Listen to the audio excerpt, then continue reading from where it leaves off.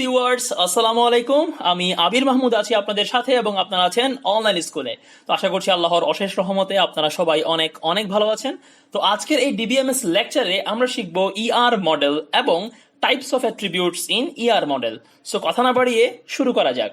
প্রথমে একটু দেখে নিব ইআর মডেল বলতে আসলে কি বোঝায়। ER model stands for entity relationship model. তার মানে ই দিয়ে আমরা এন্টিটি বুঝছি আর আর দিয়ে হচ্ছে রিলেশনশিপ বোঝায়। So it develops a conceptual design for the database. তার মানে একটা ডেটাবেজের conceptual design কে আসলে ER মডেল বলা হয়।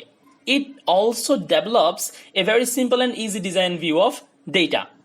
আমি একটা প্র্যাকটিক্যাল এক্সাম্পল দিয়ে বোঝাই। ধরুন একটা বিল্ডিং যখন তৈরি করা হয়, সেই বিল্ডিংটা আমরা প্রথমে বিল্ডারকে দেই না, আমরা সেটা কি করি, কোন একটা আর্কিটেকচারকে দিয়ে তার একটা ভিউ তৈরি করি, একটা ডিজাইন ভিউ তৈরি করি। দেন সেই ডিজাইন ভিউটা আমরা বিল্ডারকে দিই, সেই অনুযায়ী সেই বিল্ডিংটা তৈরি করা হয়। এখন যদি এই ডিজাইন ভিউটা আমরা তৈরি না করি তাহলে কি প্রবলেম হতে পারে? ধরুন সে বিল্ডিংটা বানাই ফেললো, এখন বানাই ফেলার পরে তার মনে হলো হঠাৎ করে, হে রে, এদিকে তো ওয়াশরুমটা দেওয়া ঠিক হয় নাই, কিংবা এই বেডরুমটা তো এই পাশে হবে না, বা বারান্দাটা আমরা দিতে ভুলে গেছি, সেটা ওই পাশে হবে, এই পাশে দেখতে ভালো লাগছে না। তো এই জিনিসগুলো যদি আমরা প্রথমে ডিজাইন তৈরি না করি তাহলে বিল্ডিং তৈরি করার পরে আমরা তৈরি না হওয়ার আগেই দেখা যাচ্ছে ভেঙে ফেলা চিন্তা করতে হবে। কারণ আমাদের একটা পূর্ব প্রস্তুতি লাগবে যে আমি একটা বিল্ডিং তৈরি করব, তার আগে আমি তার ডিজাইনটা করব। এক্স্যাক্টলি এখানে ইআর মডেল বলতে সেই ডিজাইন ভিউটাকে বোঝানো হচ্ছে। একটা ডেটাবেজের আমরা প্রথমে ইআর মডেল তৈরি করব, দেন সেই ইআর মডেলের উপরে বেস করে একটা ওয়েবসাইট তৈরি হয়, যে ওয়েবসাইটে ডেটাগুলো আমরা ডেটাবেজে স্টোর করি। আপনারা যে ওয়েবসাইটগুলো বর্তমানে দেখছেন, কোনো ই কমার্স ওয়েবসাইট বা যে কোনো ওয়েবসাইট, তার সেই ওয়েবসাইটটা তৈরি করার আগে আমরা যে ধরনের ওয়েবসাইটগুলো দেখছি বর্তমান সময়ে, ধরুন ই কমার্স ওয়েবসাইট বা কোনো যে কোনো ওয়েবসাইটই আমরা দেখি, সেই ওয়েবসাইটগুলোর কিন্তু প্রথমে একটা ইআর মডেল তৈরি করা হয় ডেটাবেজের মধ্যে। দেন সেই রিলেটেড আমরা কি করি, ওয়েবসাইটটা তৈরি করি। ধরুন আমি একটা স্কুলের ওয়েবসাইট তৈরি করব, তাহলে আমরা প্রথমে কি করব, স্কুলের ওয়েবসাইটটার মধ্যে কি কি রিকোয়ারমেন্টস গুলো আছে সেই রিকোয়ারমেন্টস গুলো আমরা তাদের এইচআর ডিপার্টমেন্ট থেকে নিয়ে নিব। এখন সেই রিকোয়ারমেন্ট অনুযায়ী সবার প্রথম কাজ হচ্ছে ডেটাবেসটাকে ডিজাইন করা, সেখানে ইআর মডেলটা তৈরি করা। তারপরে আমরা কি করি, যারা কোডিং করে বা প্রোগ্রামিং করে তাদেরকে আমরা দিয়ে দিই, তারা সেই অনুযায়ী কাজগুলো করে। সো ফর এক্সাম্পল, একটা টেবল আছে স্টুডেন্টস, তার আইডি থাকতে পারে, নেম থাকতে পারে, তার এইজ থাকতে পারে এবং তার অ্যাড্রেস থাকতে পারে। সো স্টুডেন্টস একটা টেবল কিংবা এন্টিটি। ওকে, আরেকটা টেবল থাকতে পারে এরকম, যেটা কোর্স, সেখানে ও আইডি থাকতে পারে, সেই কোর্সের নাম থাকতে পারে এবং সেই কোর্সের একটা ক্রেডিট থাকতে পারে। ওকে, যারা ইউনিভার্সিটির স্টুডেন্ট আমরা ক্রেডিটটা বুঝি, আসলে যে কোনো কোর্সের একটা ক্রেডিট থাকে, 2 ক্রেডিট বা 3 ক্রেডিট বা 1 ক্রেডিট এরকম থাকে। এখন ধরুন এখানে দুইটা টেবল আছে, স্টুডেন্টস একটা টেবল, কোর্স একটা টেবল। তো এই দুইটা টেবলের মধ্যে যে রিলেশনটা বিল্ড হবে সেটা হবে এরকম, যে স্টুডেন্ট স্টাডি কোর্স। তাহলে এই স্টুডেন্ট এবং কোর্স হচ্ছে এন্টিটি আর এই স্টাডিটা হচ্ছে রিলেশনশিপ। সো এটা একটা ইআর মডেল। এরকম অসংখ্য টেবল নিয়ে এভাবে মডেলগুলো তৈরি করা হয়। তো এই মডেলগুলো তৈরি করার প্রেক্ষিতে যেটা হয় সেটা হচ্ছে, যে ওয়েবসাইট ডেভেলপ করে, যে ডেটাবেস নিয়ে কাজ করবে, সে এই মডেলটা দেখে তৈরি করবে ডেটাবেস, দেন সেটা থেকে আসবে আমাদের ওয়েবসাইট। ওকে, সো এই ইআর মডেলটা খুবই ইম্পর্টেন্ট একটা টপিক। যে কোনো ওয়েবসাইট তৈরি করার ক্ষেত্রে বা যে কোনো ডেটাবেস রিলেটেড কাজের মধ্যে আমাদের ইআর রিলেশনশিপটা অবশ্যই লাগবে। ওকে, তো আমরা এখন দেখব এই ইআর মডেলে কি কি ধরনের অ্যাট্রিবিউটস আসতে পারে। তার আগে আমরা দেখব অ্যাট্রিবিউটসটা আসলে কি বোঝায়। Attribute is a characteristics or properties of an entity or table. আমরা যে একটু আগেই দেখলাম, স্টুডেন্টের সাথে কি ছিল, আইডি ছিল, নেম ছিল, এইজ ছিল, অ্যাড্রেস ছিল, বেসিক্যালি এগুলো হচ্ছে অ্যাট্রিবিউট। সো অ্যাট্রিবিউটটা কি, সেটা একটা এন্টিটি বা একটা টেবলের ক্যারেক্টারিস্টিক্সকে রিপ্রেজেন্ট করে। ওকে, ফর এক্সাম্পল ধরুন কোর্স, তার কি কি অ্যাট্রিবিউট আছে, আইডি, নেম, দেন ক্রেডিট। সো কোর্স হচ্ছে একটা টেবল যার ক্যারেক্টারিস্টিক্স বা প্রপার্টিজ গুলো কি কি, আইডি, নেম, ক্রেডিট। সো এই আইডি, নেম, ক্রেডিট এগুলোকে বলা হচ্ছে বেসিক্যালি অ্যাট্রিবিউট। ওকে, তো আশা করছি অ্যাট্রিবিউট সম্বন্ধে একটা ধারণা আপনাদের ক্লিয়ার হয়ে গেছে। এখন আমরা দেখব types of attribute. So attributes এর অনেকগুলো টাইপ আছে, তো আমি চেষ্টা করেছি টাইপগুলোকে একটা সাথে আরেকটা তুলনা করে বোঝানোর জন্য, যাতে আপনাদের বেশিক্ষণ মনে থাকে। সো প্রথমেই আমরা যেটা দেখবো সেটা হচ্ছে সিঙ্গেল ভার্সেস মাল্টিভ্যালুড অ্যাট্রিবিউট। সিঙ্গেল একটা অ্যাট্রিবিউটের টাইপ, মাল্টিভ্যালুড আরেকটা টাইপ। তো এগুলোকে তুলনা করে বোঝানোর জন্য আমি একসাথে দেখাচ্ছি। তো সিঙ্গেল এবং মাল্টিভ্যালুড অ্যাট্রিবিউট কোনগুলো আমরা কিভাবে বুঝবো? ধরুন স্টুডেন্ট একটা টেবল, সেখানে রোল যেটা আছে কিংবা রেজিস্ট্রেশন নাম্বার, এগুলো হচ্ছে সিঙ্গেল অ্যাট্রিবিউট। তো বেসিক্যালি সিঙ্গেল অ্যাট্রিবিউট মানে হচ্ছে কি, যেই অ্যাট্রিবিউটটা দিয়ে আমরা কোন একটা স্টুডেন্টের রোল, কোন একটা স্টুডেন্টকে ইউনিকলি রিপ্রেজেন্ট করতে পারবো, মানে যেই ভ্যালুগুলো থেকে অন্য কোনো ভ্যালু আসবে না। রোল সেটা একটা স্টুডেন্টের রোল নাম্বার, রেজিস্ট্রেশন নাম্বার সেটা একটা স্টুডেন্টের রেজিস্ট্রেশন নাম্বার। মোট কথা হচ্ছে একটা স্টুডেন্টের কিন্তু রোল নাম্বার একটাই থাকবে, কখনো একটা স্টুডেন্টের দুইটা রোল নাম্বার থাকে না। দেন রেজিস্ট্রেশন নাম্বার একটাই থাকবে, কখনো একটা স্টুডেন্টের দুইটা রেজিস্ট্রেশন নাম্বার থাকে না। তো এই ভ্যালুগুলো সিঙ্গেল, এগুলো কখনো ডাবল হওয়ার সম্ভাবনা নাই, মাল্টি ভ্যালু হওয়ার সম্ভাবনা নাই। সো এগুলো হচ্ছে সিঙ্গেল অ্যাট্রিবিউট। তাহলে মাল্টি ভ্যালুড কোনগুলো হবে? অ্যাড্রেস, একটা স্টুডেন্টের অনেক অ্যাড্রেস থাকতে পারে, মোবাইল নাম্বারও একের অধিক থাকতে পারে। সো অনেক বলতে কি, বেসিক্যালি একটা স্টুডেন্টের ধরুন অ্যাড্রেস থাকতে পারে, একটা থাকতে পারে হোম অ্যাড্রেস, একটা থাকতে পারে তার যেটা আমরা প্রেজেন্ট বলি, পার্মানেন্ট বলি, এরকম অনেকগুলো অ্যাড্রেস কিন্তু থাকতে পারে। একইভাবে একটা স্টুডেন্টের একের অধিক মোবাইল নাম্বারও থাকতে পারে। সো এই মোবাইল নাম্বার এবং অ্যাড্রেস এগুলোকে বলা হচ্ছে মাল্টি ভ্যালুড অ্যাট্রিবিউটস। তো এই অ্যাট্রিবিউট গুলোতে একটা জিনিস আপনাকে খেয়াল রাখতে হবে, এদের সিম্বল গুলো। দেখুন রোল নাম্বারটা আমি নর্মালি একটা ওভাল চিহ্ন দিয়ে দেখাচ্ছি, আর যেটা টেবল বা এন্টিটি সেটাকে দেখানো হয় আয়তক্ষেত্র চিহ্ন দিয়ে। আপনারা একটু আগেও দেখেছেন স্টুডেন্ট বা কোর্সকে আমরা কিভাবে দেখিয়েছি। সো রেক্টেঙ্গেলের যে চিহ্নটা, এটা হচ্ছে কি, এইটা হচ্ছে বেসিক্যালি এন্টিটি বা টেবলকে রিপ্রেজেন্ট করে। আর যেটা ওভালের চিহ্ন, এটা অ্যাট্রিবিউটকে বোঝায়। এখন এই যে সিঙ্গেল অ্যাট্রিবিউট সেটা জাস্ট একটা ওভাল থাকবে, বাট যেটা মাল্টিভ্যালুড সেখানে দুইটা ওভাল থাকে। ঠিক আছে, একটা ওভাল থাকে ভিতরে আর একটা বাইরে থাকে। সো দুইটা ওভাল যদি দেখেন তাহলে আপনি বুঝবেন এটা হচ্ছে মাল্টিভ্যালুড অ্যাট্রিবিউটস। ওকে, সো আমরা নেক্সট টাইপে মুভ করি, simple versus composite. Simple attribute বলতে আসলে কি বোঝায়? ধরুন একটা অ্যাট্রিবিউট যেটা অন্য কোনো ভ্যালুকে রিপ্রেজেন্ট করবে না, অন্য কোনো অ্যাট্রিবিউট সে সাথে কোনো কানেকশন নাই, অন্য কোনো অ্যাট্রিবিউট থেকে এটা আসবে না, জাস্ট এটা একটা সিম্পল ভ্যালু। ওকে, আমি এক্সাম্পল দিয়ে বুঝাই। ধরুন একটা স্টুডেন্টের এইজ, তো একটা স্টুডেন্টের বয়স, এটা একটা সিম্পল অ্যাট্রিবিউট, এটা অন্য কোনো অ্যাট্রিবিউটের উপরে ডিপেন্ডেন্ট না।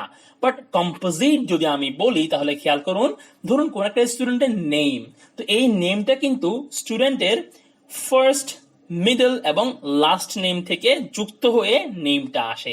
তাই আমরা বলতে পারি এই যে নেমটা এটা হচ্ছে কম্পোজিট অ্যাট্রিবিউট, বাট এইজটা হচ্ছে সিম্পল অ্যাট্রিবিউট। এইজ জাস্ট একটা অ্যাট্রিবিউট, এটার সাথে অন্য কোনো অ্যাট্রিবিউটের কোনো কানেকশন নাই। বাট নেমটা হচ্ছে কম্পোজিট অ্যাট্রিবিউট, কারণ এই নেমটা আসছে থেকে ফার্স্ট, মিডল এবং লাস্ট অ্যাট্রিবিউট থেকে, তিনটা থেকে যোগ হয়ে আমাদের পুরো নেমটা আসে। সো আমরা এই নেমকে কম্পোজিট অ্যাট্রিবিউট বলতে পারি। ওকে, নেক্সট টাইপ যেটা আসে সেটা হচ্ছে স্টোরড ভার্সেস ডিরাইভড অ্যাট্রিবিউটস। তো স্টোরড অ্যাট্রিবিউট কি আর ডিরাইভড অ্যাট্রিবিউট কি?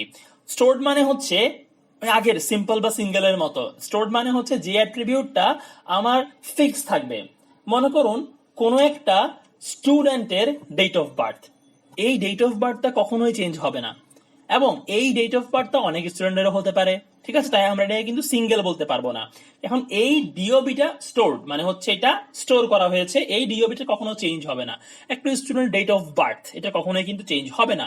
বাট আমি যদি বলি একটা স্টুডেন্টের এইজ, এটা কিন্তু ডিরাইভড। কিভাবে ডিরাইভড খেয়াল করে দেখুন, এই এইজটাকে আমি বর্তমান ডেট থেকে তার ডিওবি বিয়োগ করে বা ডেট অফ বার্থ বিয়োগ করে কিন্তু পেয়ে যায়। এরকম অনেক ওয়েবসাইট আছে, আপনি খেয়াল করে দেখবেন আপনাকে জাস্ট দিতে বলা হয় ডেট অফ বার্থ। আপনি যখন ডেট অফ বার্থটা দেন অটোমেটিক্যালি আরেকটা ফিল্ডে আপনার বয়সটা ক্যালকুলেট করে কিন্তু বলে দেয় যে এত বছর, এত মাস, এত দিন। ঠিক আছে, এভাবে কিন্তু দিয়ে দেয়। সো এটা হচ্ছে কি ডিরাইভড অ্যাট্রিবিউট, যেটা অন্য আরেকটা অ্যাট্রিবিউট থেকে ক্যালকুলেশন করে বের করতে হয়, সেটাকে আমরা বলবো ডিরাইভড অ্যাট্রিবিউট। এবং খেয়াল করে দেখুন ডিরাইভড অ্যাট্রিবিউটের সিম্বলটা কি, এখানে আপনার ডটেড ওভাল থাকে। সো ডটেড গুলো যদিও বা ঠিক মতো আসেনি, কারণ হচ্ছে পাওয়ার পয়েন্টে ডটেড ওভালের কোনো সিম্বল কিন্তু নেই। তো এটা আমি জাস্ট ডিজাইন করে বানিয়েছি আপনাদের জন্য। জাস্ট বুঝে নেন যে যেটা ডটেড থাকবে, ডট ডট ডট ডট দেওয়া থাকবে, ওই যে সিম্বলটা এটা হচ্ছে ডিরাইভড অ্যাট্রিবিউটকে রিপ্রেজেন্ট করে। আর নর্মালি যেটা এটা স্টোরড অ্যাট্রিবিউট। ওকে, তাহলে কি বললাম, ডিরাইভটা কি হবে? ডিরাইভটা হচ্ছে যেটা আমি অন্য কোনো অ্যাট্রিবিউট থেকে ক্যালকুলেশন করে বের করব, সেটাই হচ্ছে ডিরাইভড অ্যাট্রিবিউট। ওকে, এরপরে যেটা আছে সেটা হচ্ছে কি ভার্সেস নন কি attribute. This is the most important attribute in year model. কি মানে কি বুঝি আমরা আসলে? ধরুন আমার গত ভিডিওতে আমি দেখিয়েছি, এর আগের ভিডিওগুলোতে আপনি প্রাইমারি কি ফরেন কি নিয়ে ভিডিও পেয়ে যাবেন, তো উপরে আই বাটন ক্লিক করলে আপনি সেগুলো পেয়ে যাবেন। এখন এই কি বলতে আসলে আমরা কি বুঝি? ধরুন কোনো একটা ট্যাবলের মধ্যে যদি আমরা কোনো একটা রেকর্ডকে ইউনিকলি রিপ্রেজেন্ট করতে চাই, ইউনিকলি আইডেন্টিফাই করতে চাই, তাহলে আমরা এই কি অ্যাট্রিবিউটের সাহায্য নেই। যেমন প্রাইমারি কি ছিল, ক্যান্ডিডেট কি ছিল, ঠিক আছে, যেগুলোর সাহায্যে আমরা ইউনিকলি একটা রেকর্ডকে আইডেন্টিফাই করতে পারবো। ধরুন একটা স্টুডেন্ট, তার রোল নাম্বারটা হতে পারে কি অ্যাট্রিবিউট। কারণ একটা ক্লাসে, ধরুন একটা ক্লাসের মধ্যে কিন্তু রোল নাম্বার কখনো ডাবল হবে না। রোল নাম্বার 1 মানে আমি রোল নাম্বার 1 এর একটা স্টুডেন্টকেই পাবো, রোল নাম্বার 2 বললে আমরা রোল নাম্বার 2 এর একটা স্টুডেন্টকেই পাবো। সো সেটা হচ্ছে আমার কি অ্যাট্রিবিউট। ওকে, আর তাহলে নন কি কোনগুলো হবে? যেগুলো ইউনিকলি আইডেন্টিফাই করে না, যেমন অ্যাড্রেস অনেকেরই সেম হতে পারে, বয়স অনেকেরই সেম হতে পারে, মোবাইল নাম্বারও অনেকেরই দেখা যায় মাঝে মাঝে সেম হতে পারে। ধরুন একই ক্লাসে ভাই বোন পড়তেছে বা ভাই ভাই পড়তেছে বা বোন বোন পড়তেছে, ওদের কিন্তু গার্ডিয়ানের নাম্বার সেম থাকবে, ওরা যে নাম্বার দিবে মোবাইল নাম্বারটা কিন্তু সেম হতে পারে, বাট তাদের রোল নাম্বার কখনো সেম হবে না। তাহলে রোল নাম্বার যে অ্যাট্রিবিউটটা, সেটাকে আমরা কি অ্যাট্রিবিউট বলতে পারি। ঠিক আছে, এরপরে আমরা আসি রিকোয়ার্ড ভার্সেস অপশনাল অ্যাট্রিবিউট। তো এগুলো ইয়ার মডেলের চ্যাপ্টার না, এই রিকোয়ার্ড বা অপশনালটা আমাদের বেসিক্যালি স্কুয়েল ডাটাবেজের মধ্যে লাগে। যখন আমরা ডাটাবেজ নিয়ে কাজ করবো স্কুয়েলে, সেখানে লাগবে। ধরুন আমরা যখন কোনো ফর্ম ফিল আপ করতে যাই, সেখানে কিন্তু কিছু কিছু ফিল্ড আমাদের রিকোয়ার্ড দেখা যায়। দেখবেন ফিল্ডের পাশে বা উপরে রেড স্টার মার্ক থাকে। তাহলে এই জিনিসগুলো আসলে কি বোঝায়? সেই ফিল্ডগুলো আমাকে ফিল আপ করতেই হবে, সেই ফিল্ডগুলো হচ্ছে রিকোয়ার্ড ফিল্ড। আর অপশনাল কোনগুলো? যেগুলো ফিল আপ না করলেও কোনো সমস্যা নাই, প্রবলেম করে না, সেগুলো হচ্ছে অপশনাল অ্যাট্রিবিউট। ফর এক্সাম্পল, ধরুন স্টুডেন্ট ট্যাবলের মধ্যে রোল নাম্বারটা কিংবা তার মোবাইল নাম্বারটা, এগুলো কিন্তু রিকোয়ার্ড। আমার একটা স্টুডেন্টের রোল নাম্বার অবশ্যই জানা লাগবে, তার মোবাইল নাম্বারটা অবশ্যই থাকতে হবে, এগুলো রিকোয়ার্ড ফিল্ড। তাহলে রোল এবং মোবাইল নাম্বারটা আমরা রিকোয়ার্ড বলছি। অপশনাল কি হতে পারে? ধরুন তার অ্যাড্রেসটা কিংবা তার এইজটা, বয়স না দিলেও সমস্যা নাই, অ্যাড্রেস না দিলেও খুব একটা সমস্যা হয় না, বাট রোল নাম্বার এবং মোবাইল নাম্বারটা কিন্তু দিতে হবে। আরো একটা ফিল্ড থাকতে পারে, যেমন ধরুন date of birth. Date of বার্থটা কিন্তু নর্মাল কোন ফর্মে রিকোয়ার্ড থাকতে পারে, আবার অপশনাল থাকতে পারে। কিরকম? এটা ক্ষেত্র বিশেষে।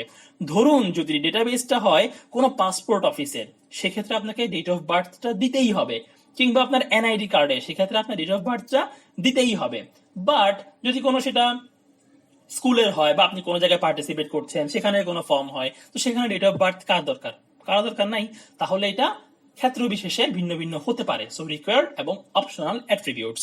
তো মোটামুটি এগুলোই ছিল ইয়ার মডেলের অ্যাট্রিবিউটস, যেগুলো প্রায় সময় বিভিন্ন পরীক্ষাতেও আসে, পরীক্ষায় জিজ্ঞেস করে, কিংবা পরীক্ষার চেয়েও বড় কথা হচ্ছে আপনি যখন কোনো প্রজেক্ট করতে যাবেন, কোনো ওয়েবসাইট ডেভেলপ করতে যাবেন, কিংবা কোনো অ্যান্ড্রয়েড অ্যাপস বলেন কিংবা ডেস্কটপ অ্যাপ্লিকেশন বলেন, সেগুলো ডেভেলপ করতে যাবেন, সেক্ষেত্রে আপনার প্রথমেই কিন্তু ইয়ার মডেলটা ডিজাইন করতে হয়। সেক্ষেত্রে কোথায় কোন কোন অ্যাট্রিবিউট থাকবে, এইগুলো জানাটা খুব বেশি important. So this topic is most most most important. এটা পুরোটা দেখবেন। ভিডিওটা একটু বড় হয়ে গেছে আমি জানি, কিন্তু যদি একটু ভালোভাবে ডিসক্রাইব করতে যাই, ভিডিও 2-3 মিনিট বেশি হবেই, স্বাভাবিক। ওকে, সো আজকের জন্য বিদায় নিচ্ছি। ভালো থাকবেন সবাই। আল্লাহ হাফেজ, আসসালামু আলাইকুম।